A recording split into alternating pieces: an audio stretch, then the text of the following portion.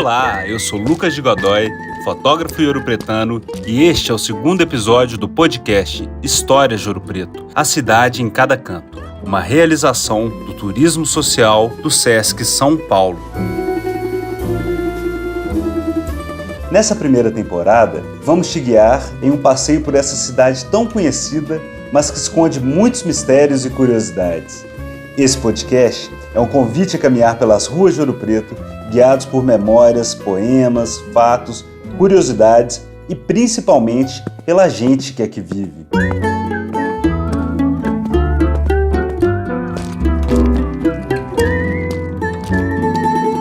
No primeiro episódio, falamos de como o movimento modernista de 1922 redescobriu Ouro Preto e passeamos por histórias da Igreja de São Francisco de Assis. Neste segundo episódio, vamos fazer uma viagem ao centro da Terra, subindo as serras e entrando nas grutas cheias de mistério. Não sei se você sabe, mas Ouro Preto pode ser comparado a um grande queijo suíço, graças à imensidade de escavações em seu território na busca pelo ouro. Em busca de novas alternativas de emprego e renda, várias minas, encrustadas nas serras ou até em quintais de casas ouropretanas, têm sido reabertas pelos moradores e adaptadas para a visitação turística, abrindo assim a possibilidade de comparação entre a evolução dos diferentes métodos de mineração na região.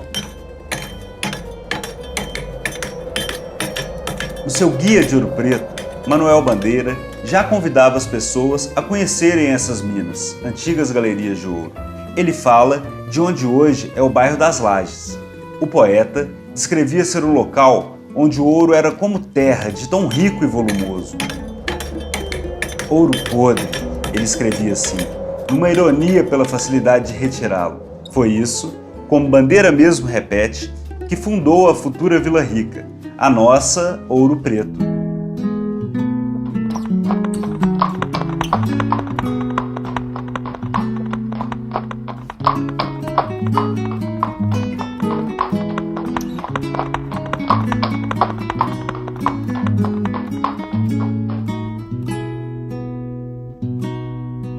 Cecília Meirelles também tratou do assunto no Romance 2, ou o do Ouro Incansável, do seu famoso livro O Romanceiro da Inconfidência.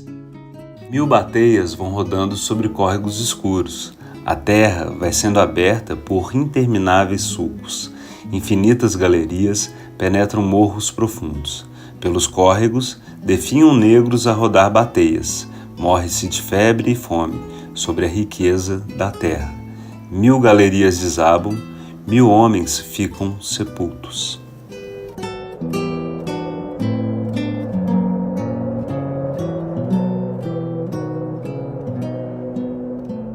No bairro Cabeças, encontramos o professor Osmar Alves de Oliveira Júnior. Estudioso da engenharia de Minas e participante da reativação das atividades dos artífices de cantaria em Ouro Preto, ele foi nosso guia na primeira parte deste episódio. Entre nós, os amigos do professor Osmar, ele é chamado por Keller. O nosso papo foi perto de onde ele mora, no adro da Igreja Bom Jesus de Matozinhos ou São Miguel e Almas, onde fica uma das mais magníficas portadas feitas por Aleijadinho. Essa abertura toda de galerias. E por que resultou essa abertura? Porque terminado o ouro fácil, concentrado ali em séculos e milhares de anos pela natureza, ação das correntes atuando nas encostas, o ouro livre descendo sob o efeito dessas correntes de enxurrada, ele por ser mais pesado, ele foi assentando, né? Terminado esse ouro fácil, o pessoal passou para as margens, trabalhando nos aluviões. Terminado esse aí, bom, esse ouro veio da onde? Veio das encostas. Então, deu-se toda essa perfuração de que as encostas de Ouro Preto são realmente uma espécie de um paliteiro, né? E dizem já as pesquisas que, para auxiliar nessa extração, veio mão de obra, né, da África, mão de obra escrava, e que tinham alguma experiência em abertura de galerias. É claro que tinha essas experiências lá, segundo as rochas lá da região, segundo a geologia de onde eles vieram. Aqui, eles tiveram que adaptar essa experiência às condições das rochas aqui.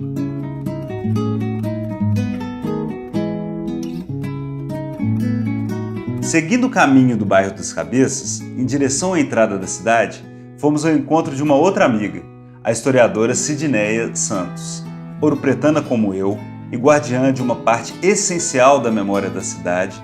Há muito tempo, ela tem como objeto de estudo a resistência das manifestações do povo negro na região de Ouro Preto.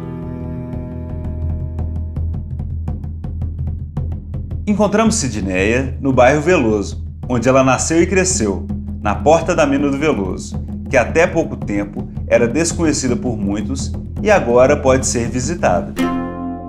Mineração que começa na segunda metade do século XVII, com esse surgimento de pequenos povoados à beira dos rios. Eram bandeiras que, em sua grande maioria, formadas por pessoas indígenas, que eram quem conheciam as matas, quem conheciam os caminhos e que vinham guiando esses bandeirantes, né, paulistas ou portugueses nessas descobertas.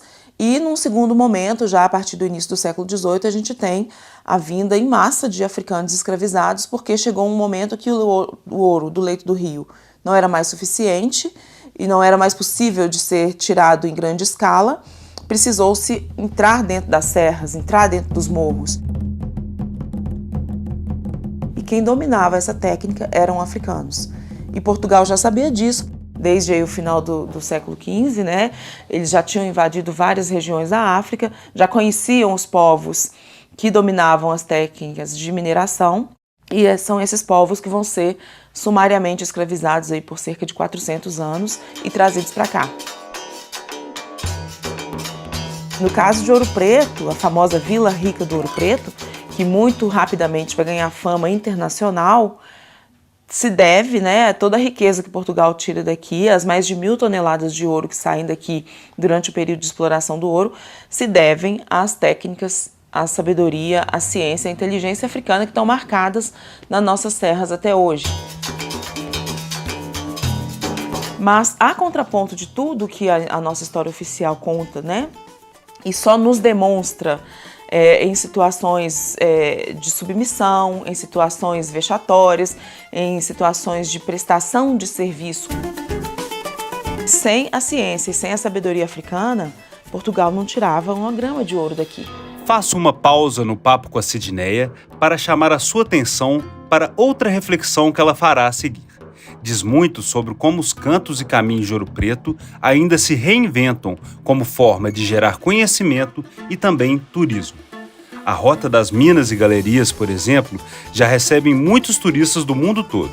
Escuta aí o que a Sidneia fala sobre isso. 2022, inevitavelmente serão celebrados aí os 100 anos da passagem dos modernistas por Ouro Preto, São João, essas cidades que eles visitaram aqui em Minas, né? Então são 100 anos de que uma elite paulista saiu o Brasil afora definindo o que era ou não patrimônio. Foi importante isso? Foi. Mas ao mesmo tempo, muita coisa foi relegada ao esquecimento, como é o caso de Ouro Preto.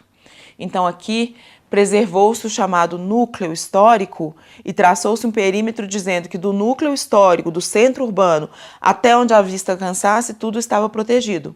Então, a população negra vai ser expulsa do centro e vai passar a ocupar essas áreas que antes eram as áreas de lavra. E o que acontece é que hoje, cada ouropretano que mora na encosta do morro ou no fundo do vale, ele tem uma mina no fundo do quintal. Das mais de 400 galerias que já foram mapeadas pela UFOP, pelo Departamento de Geologia e Engenharia de Minas, muitas delas hoje estão em quintais de pessoas. E algumas dessas pessoas tiveram essa iniciativa de transformar esses espaços em espaços de visitação e de pesquisa. Então, o turista tem a opção de, além de visitar igrejas e museus, visitar os espaços que permitiram que igrejas e museus fossem construídos, porque sem o ouro nada teria acontecido. Então é muito interessante você ver, por exemplo, né, aqui na região do Antônio Dias, por exemplo, além da mina do Chico Rei, você tem hoje as minas do Palácio Velho. Subindo a ladeira, você tem na região ali do Alto de Santa Efigênia e Padre Faria a mina Santa Rita, a mina Gege. E no Veloso a gente tem a mina do Veloso com esse programa incrível que é o Programa de Patrimônio Afro-Ouropretano. Então hoje, através da mina do Veloso, o turista consegue fazer um percurso que é um percurso afro-mineiro. não pautado somente na questão do barroco português que foi trazido para cá, mas sim pautado na ciência, na inteligência, na sabedoria dessas pessoas africanas que, na verdade, foram as pessoas que construíram a cidade. Então, essas histórias precisam ser trazidas à tona. Então, hoje você pode sair do Passa 10 e chegar lá no Vale do Ojô, ou chegar lá no Alto de São João e São Sebastião, com um percurso totalmente voltado para a questão africana.